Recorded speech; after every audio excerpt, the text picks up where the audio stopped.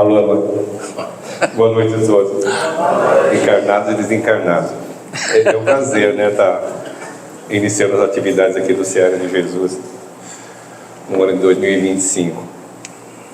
Me convidaram, fiquei contente, acho que alguns meses atrás aqui, estamos com uma palestra aqui. E o tema que eu escolhi para a gente conversar hoje é livre-arbítrio. Livre, né, trata sobre liberdade. Nós temos liberdade. Arbítrio são as nossas escolhas, né? Então vamos ver o que a gente traz. Eu espero que a gente saia daqui hoje, tanto nós encarnados quanto os desencarnados que estão aqui nos acompanhando, com questionamentos, pensando como tem sido a nossa vida, onde estamos, o que fizemos de bom ou de ruim.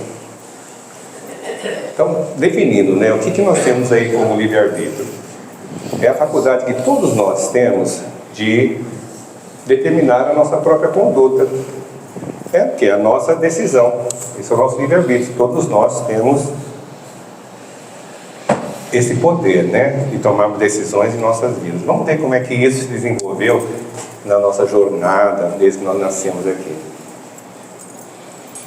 Então, na pergunta 843 do Livro dos Espíritos, Kardec pergunta para os Espíritos: o homem tem o livre-arbítrio de seus atos? E qual é a resposta, né? Se ele tem a liberdade de pensar, ele tem a liberdade, igualmente, de agir. Por quê? Porque se não tivesse o livre-arbítrio, ele seria o quê? Uma máquina, né? Não teria qual o sentido de não tomar decisões na vida. Então, agora eu peço para vocês, junto comigo, fazer um exercício de imaginação. Nós estamos todos agora desencarnados no plano espiritual, tá? Estamos lá em cima, esse prédio bonito aqui é o Ministério da Reencarnação, ok? Então nós vamos lá, no pavilhão de desenhos, projetar a nossa próxima encarnação aqui nesse planetinha maravilhoso, ok? Então lá definimos, e aí vamos para o cartório, né, de registro reencarnatório, levar o nosso projeto de reencarnação. Por quê? Vamos formalizar, como aqui, vamos comprar um imóvel, né? Vamos formalizar, vamos apresentar e registrar as nossas provas assumidas. Será que acabou aí? Por essa razão, é importante refletirmos como estamos nos servindo dessa nossa liberdade de agir. Conforme escreveu o apóstolo Paulo, tudo nos é permitido. Contudo, como ele mesmo completou, nem tudo nos convém. Isso porque sempre devemos de arcar com as consequências de nossas ações. É óbvio, né? Tomando decisões, temos que arcar com as consequências. Começa a pesar o nosso livre-arbítrio. Eu vou contar para vocês, então, uma história relatada no capítulo 12 do Ação e Reação, do Chico e do André Luiz. Ele fala, então, sobre... o capítulo chama-se Dívida Gravada. E vou passar para vocês, então, como é que está o quadro atual dos personagens. Nós temos, então, a Luísa, que é a mãe de Marina e Zilda.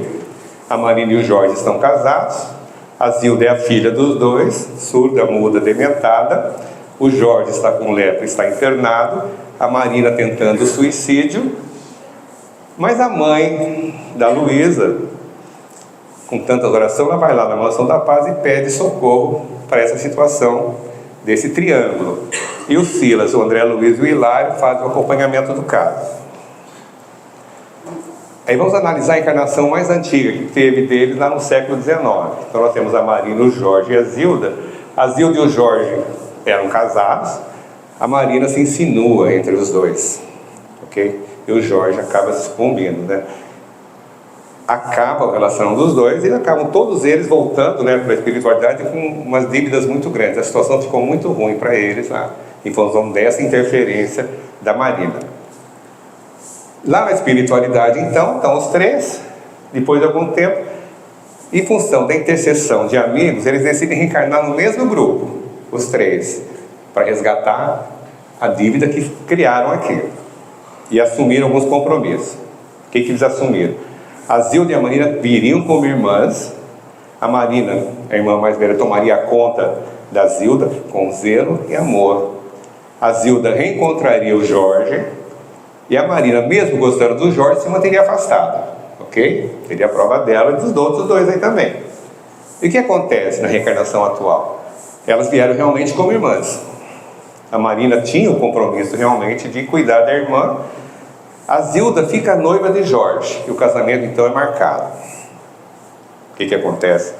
A Marina novamente se insinua, ela não consegue ficar no cantinho dela. A paixão dela passou de uma encarnação para outra, e ela se interpõe novamente entre os dois. E o Jorge acaba sucumbindo e cai de amores pela Marina de novo. O que acontece? Faltando 2 semanas para o casamento dos dois, é cancelado. O casamento cancela o casamento, lógico que a outra vai fazer aquela declaração de amor, né? A Zilda então se suicida. O Jorge e Marina então se casam, tem um filho, uma filha, e nasce o que então? A Zilda com a deficiência, ok? Tem intercedismo no casamento dos dois. O Jorge está com lepra, está internado, e a Marina, com o marido tão doente e a filha infeliz, ela está pensando em suicídio, ok? A mãe da Luísa faz a intercessão lá junto com a Mansão da Paz. Ela pede muito, né, socorro para os filhos. E ela pede, né, porque a Marina recebe o amparo para desistir do suicídio. Ela pede nas orações lá para a Mansão da Paz que intercedam para que ela desista dessa decisão dela. E nós sabemos que isso é complicado, né? O que a gente observa nessa história é que não houve nenhuma interferência da providência divina na situação dos 3 aí. Eles tiveram o livre-arbítrio deles para tomar as decisões que tomaram.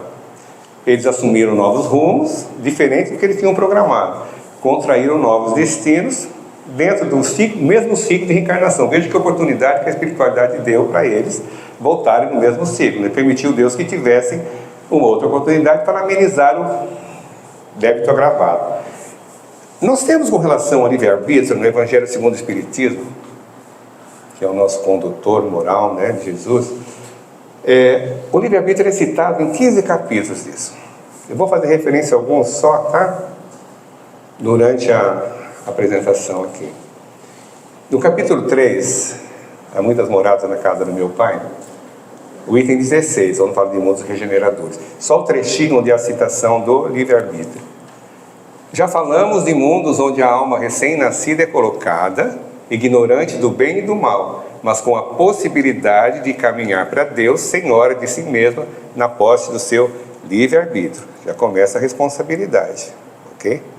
Deus não pune ninguém, não obriga ninguém a fazer nada. Nós temos as nossas decisões. No capítulo 8, dos bem-aventurados os que têm puro coração, item 7, pecado que o pensamento, o que nós temos lá? À medida que avança na vida espiritual, a alma se esclarece conforme a maior ou menor boa vontade que demonstre em virtude do seu livre-arbítrio. Ela vai se esclarecer em função das decisões que vai tomando por sua responsabilidade. E o Chico traz algum recadinho para nós com relação à questão das nossas decisões do livre-arbítrio. Esse recadinho, o que ele fala para a gente? Somos livres para decidir sobre nossos atos, muito embora nos tornemos escravos de suas consequências. Tudo que nós tomamos decisão em nossas vidas, nós temos que responder por isso. Nós nunca poderíamos aqui, estudando a doutrina espírita, jogar responsabilidade para outra pessoa. Dizer, eu fiz isso porque você mandou. Eu não sabia o que ia acontecer, você mandou fazer, eu fiz. Ok? Você tem a sua responsabilidade, mas a responsabilidade é minha também.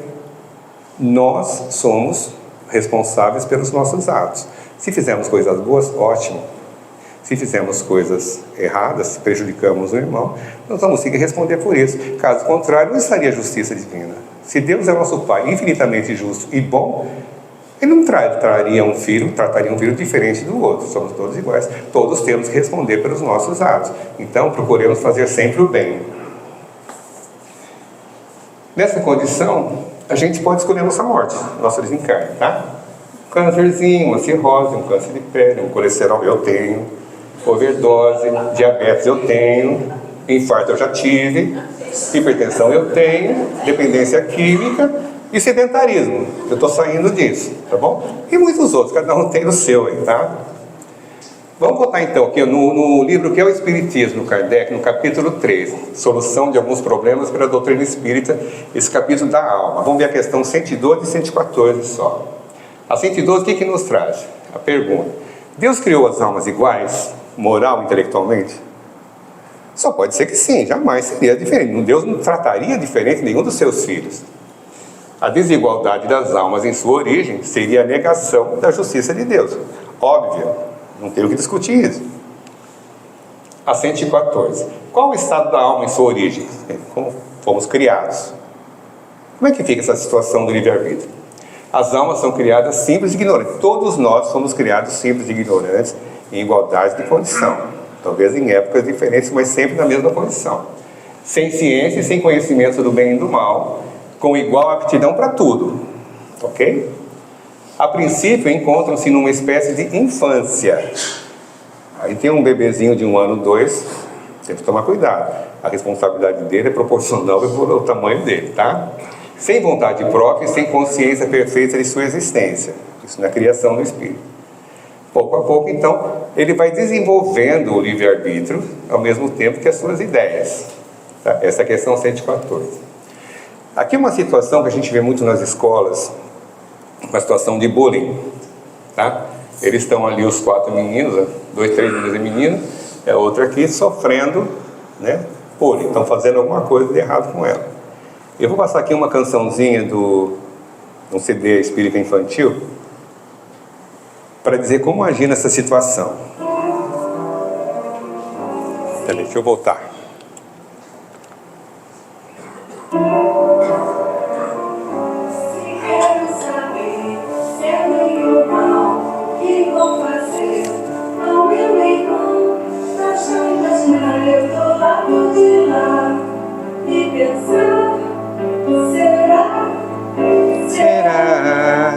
Será que eu gostaria que fizessem o mesmo comigo ou não? Se a resposta for sim, então vale a pena seguir. Mas se a resposta for não, mudo logo de decisão. Porque a lei de Deus é assim, tem amor e justiça sem fim. Bem ou mal que eu faça no irmão, será bem ou mal para mim. É sempre se colocar no lugar do outro, né? Gostaria que fizesse comigo? Então, é sempre assim, né? Essa é a lei. Vamos voltar então para o Livro dos Espíritos agora, questão 122. O que Kardec pergunta? Como pode o espírito, na sua origem, na sua infância, gozar de liberdade de escolha entre o bem e o mal, na sua criação? O que eles respondem? O livre-arbítrio se desenvolve à medida que o espírito adquire consciência de si mesmo. Nada o dirige senão a sua vontade. Okay? Ele tem toda essa liberdade aí. O que o Divaldo fala sobre esse ponto? Ninguém está fadado à prática do erro. Por isso ele é dotado do discernimento, o livre-arbítrio. Fazer isto ou fazer aquilo depende da vontade e das circunstâncias. Quantas vezes fica pensando aqui na caridade e termina num relacionamento nada caridoso? Ah, mas estou ajudando. A quem? Ao prazer seu. É a questão, né? Vamos então aqui na questão 844 do Livro dos Espíritos. O homem tem o poder do livre-arbítrio desde o seu nascimento? Vamos raciocinar isso, desde o nascimento. Qual foi a resposta dos Espíritos? Nas primeiras fases da vida, praticamente não tem liberdade. A criança não sabe o que está fazendo, né? E essa liberdade se desenvolve e muda de objeto com o desenvolvimento das faculdades. A criança bota o dedo na tomada, toma um choque, não vai botar o dedo na tomada, então ela vai aprendendo, ok? Mas à medida que vai crescendo, a moral vai se desenvolvendo, nós vamos adquirindo consciência e a nossa responsabilidade. Então a gente pode dizer que o livre-arbítrio é sempre proporcional à evolução de cada um. Quanto mais nós somos evoluídos moralmente, mais a nossa responsabilidade cresce com relação às decisões que nós tomamos. Nós estamos aqui numa casa espírita, conhecemos, né, um pouco dessa maravilhosa doutrina, sabemos que tudo que fazemos vai pesar contra nós. O nosso juiz é o nosso pensamento, nós somos o nosso juiz. Deus nunca vai punir ninguém, mas nós vamos responder pelos nossos atos. A gente trabalha com esclarecimento de alguns espíritos e é impressionante quando eles conseguem chegar para receber esclarecimento, conversar com a gente. A primeira reação dele é: se eu soubesse, se eu soubesse. Então nós já estamos sabendo, né? Vamos tomar cuidado com o que estamos fazendo. Agora uma coisa meio forte eu vou passar para vocês, envolvendo o livre-arbítrio das crianças. Se alguém não tiver estômago bom, feche os olhos.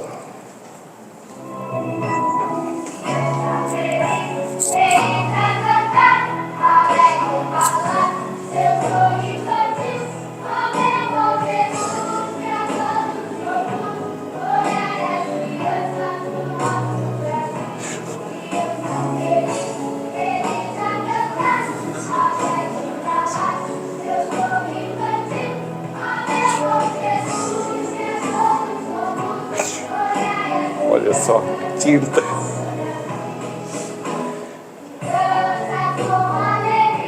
Sofá. Esse eu achei legal de voz.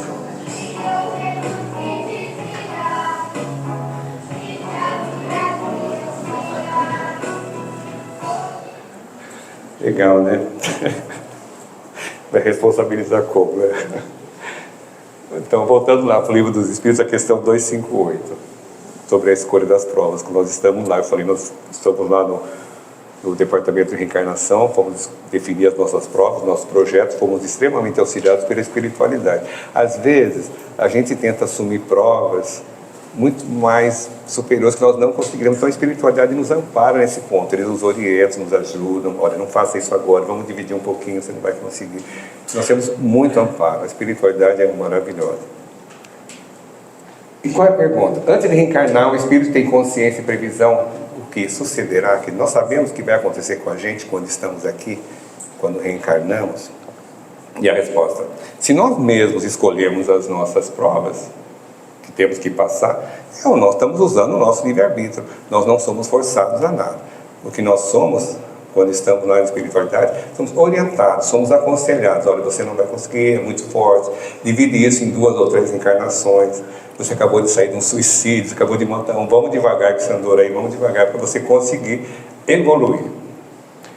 E o item A dessa pergunta: então não é Deus que impõe as tribulações da vida como castigo?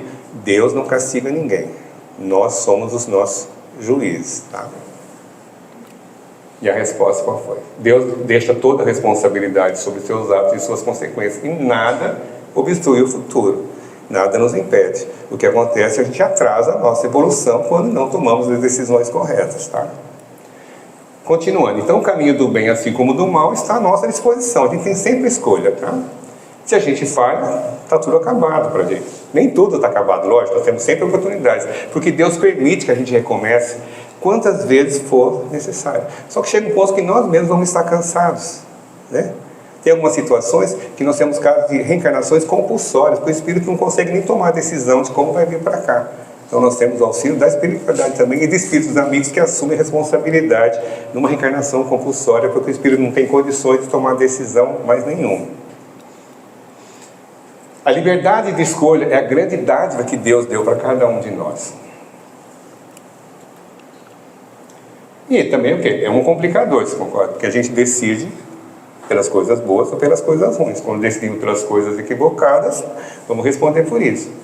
Ainda é mais triste essa escolha quando a gente insiste no mal, no erro, porque vai causar insatisfação e sofrimento para nós mesmos, vai atrasar a nossa caminhada.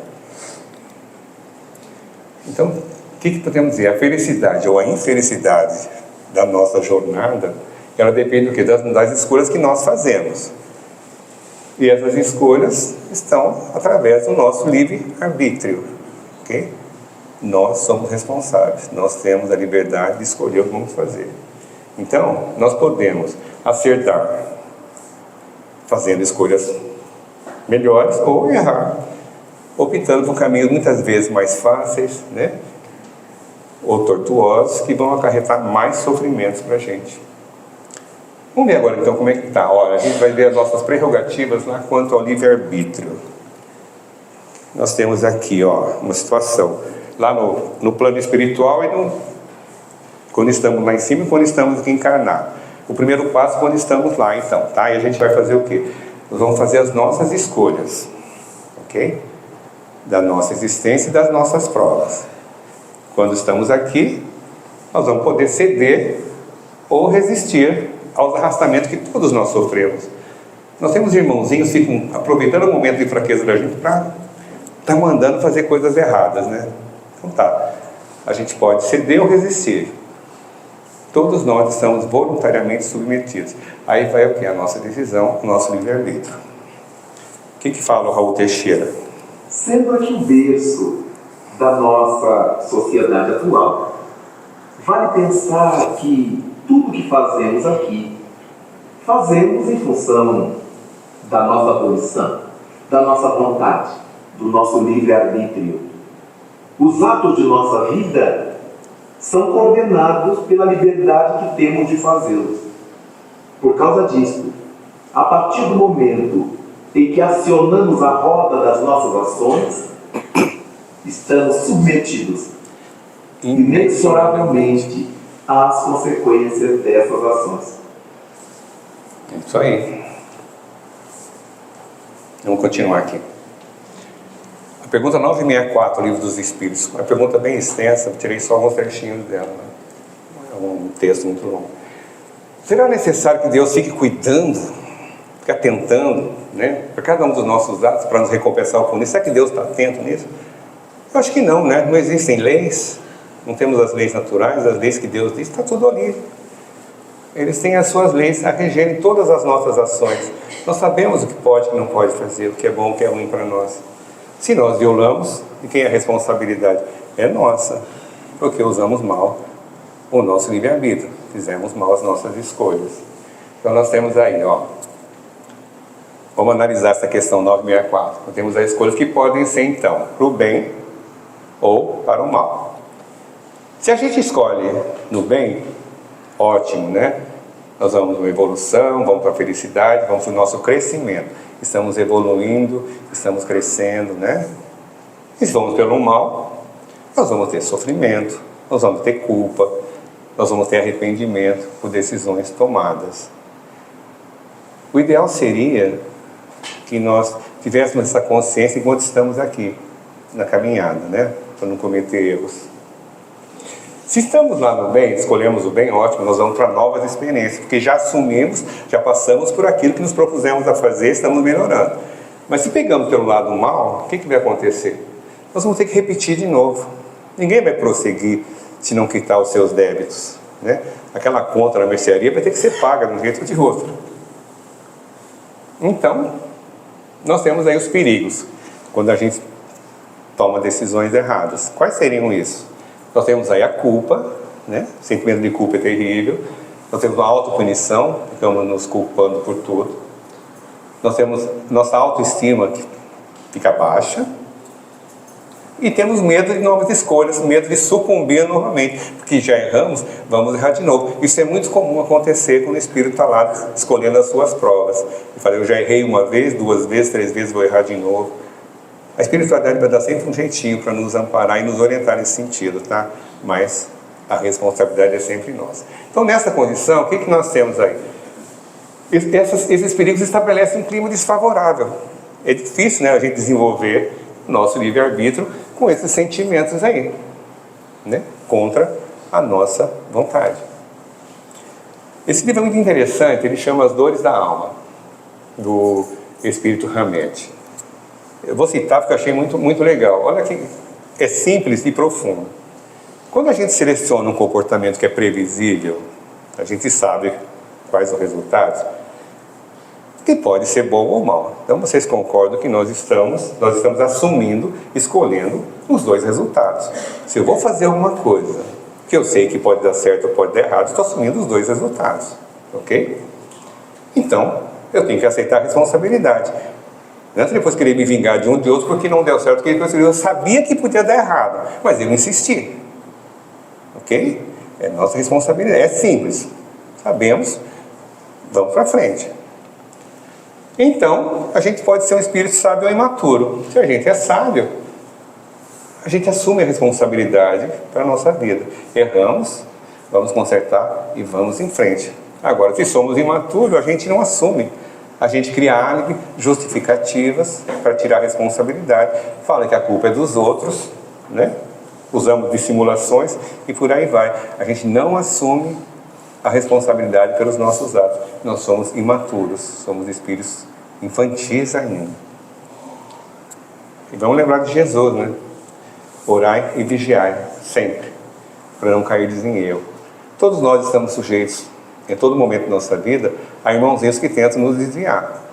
Então, nós temos aí a orientação, né? Orai e vigiai sempre. Uma hora ele se cansa, ele vê que não adianta ficar buzinando na nossa cabeça, a gente não vai ceder, eles vão embora, tá? Esse é o caminho seguro para a aplicação do nosso livre-arbítrio. Orar e vigiar, pedir proteção. Todos nós estamos sujeitos. A não ser que espírito muito evoluído aí, que nem passa mais. Os espíritos, os obsessores já cansaram de tentar e não conseguiram, eles se afastam, vão para outros, tá? O que Kardec não fala? Eu peguei algumas frases dele muito interessantes sobre isso aí, ó, sobre o livre-arbítrio. Então, nós somos o árbitro, somos juízes da nossa própria sorte. Nós somos os nossos juízes.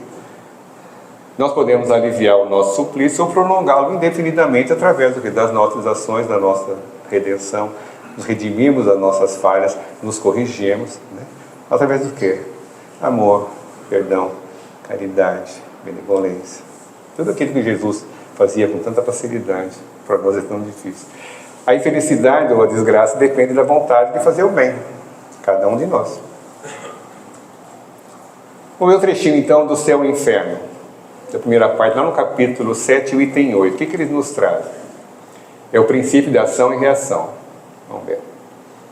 Sendo infinita a justiça de Deus, o bem e o mal são rigorosamente considerados. Não há uma só ação, um só pensamento mal que não tenha consequências fatais. É difícil falar isso aqui para vocês, mas a gente às vezes comete esses erros aí, né?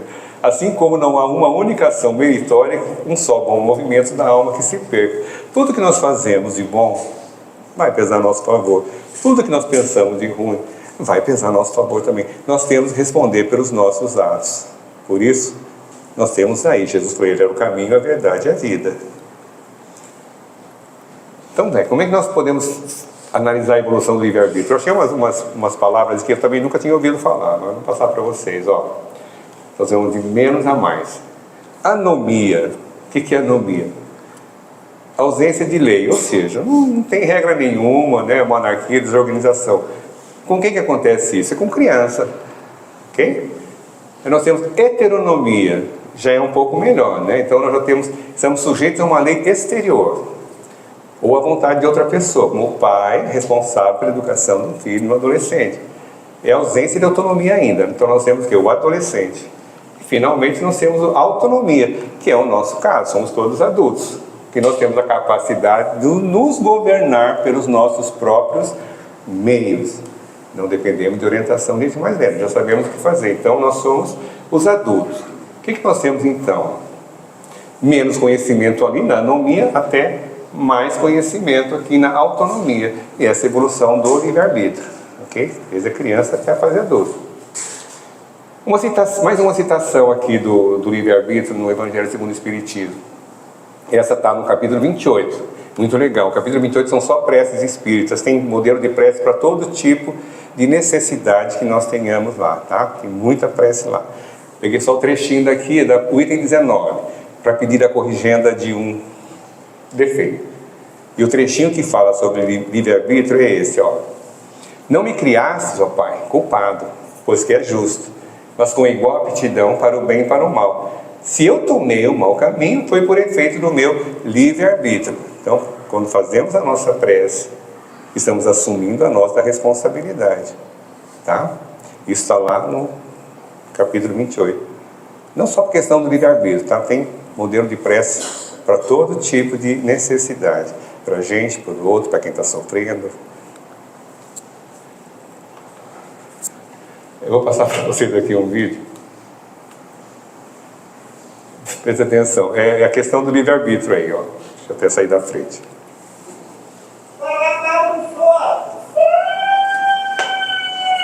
Cuidar da sua atenção pra sua mãe. Revista de fofoca. Um livro. Inverno. Trabalho duro. Caridade. Pote de ferro. Salada de chicote. Valentina, meu bem, acabou! Beleza. E aí? O que eu ganhei? Bom, você ganhou uma pilha de coisas para consertar na próxima vida, né? Consertar? Como assim consertar? Eu não fiz mal pra ninguém, eu fiquei quietinha na minha. Fez sim, você prejudicou bastante uma pessoa. Quem? A própria Valentina. Eu? Como? Usando seu livre-arbítrio na essa. Durante essa vida, você escolheu dizer sim para um bocado de coisas ruins e não para outras que te fariam bem. Somando tudo, 9 fora, deu o que deu. Como assim? Eu não escolhi nada, tá legal? Não escolhi nada. Eu só ia dizendo sim e não quando essa luzinha acendia. Eu não tava nem escutando o que eu tava escolhendo, ó. Isso aqui não vai pra ouvir nada. Porque você mesma preferiu não ouvir, colocando esse tampão aí. O tampão do orgulho. Poxa, mas vocês também podiam, né, ter soprado a resposta certa. Olha, eu vejo que até tentou.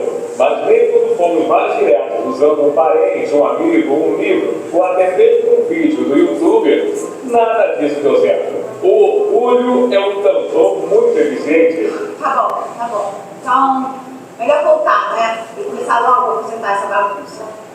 Ó, dessa vez, sem tampão. Certa resposta. E vai pra lá com essa perna também, né, Valentina? Imagina! Aqui, ó. Ai.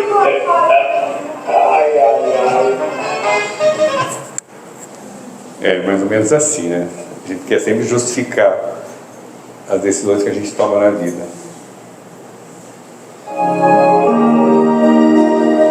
Dá-me, Senhor, uma chance. Dá-me, Senhor, uma noite. Dá-me, Senhor, um minuto. Hoje eu preciso pensar.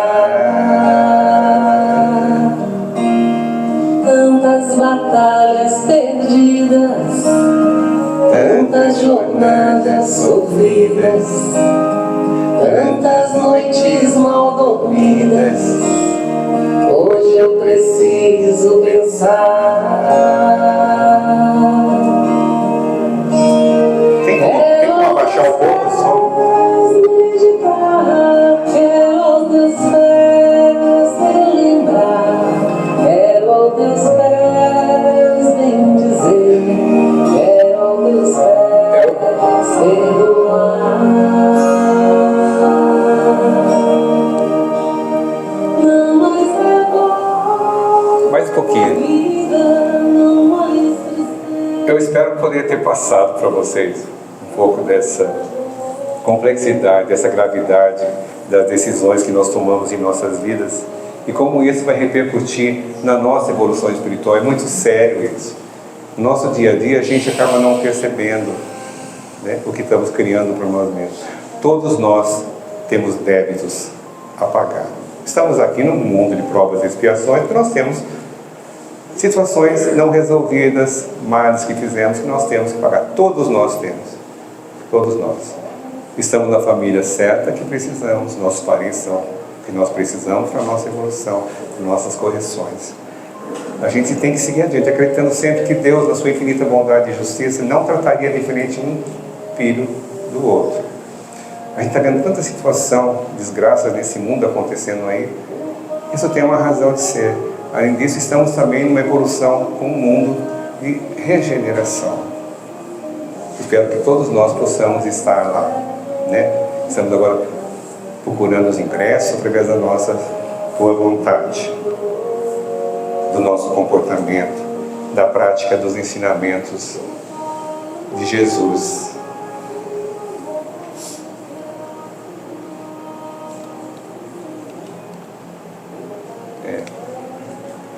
De ter subido a palavra fim, não subiu, mas era isso que eu queria passar para vocês. E agradeço a atenção. Espero que nós possamos refletir sobre o que nós falamos aí. A gente fala muito em livre-arbítrio, mas não para pensar na grandiosidade, na responsabilidade que é. Essas duas palavrinhas ainda é muito sério. Obrigado a vocês.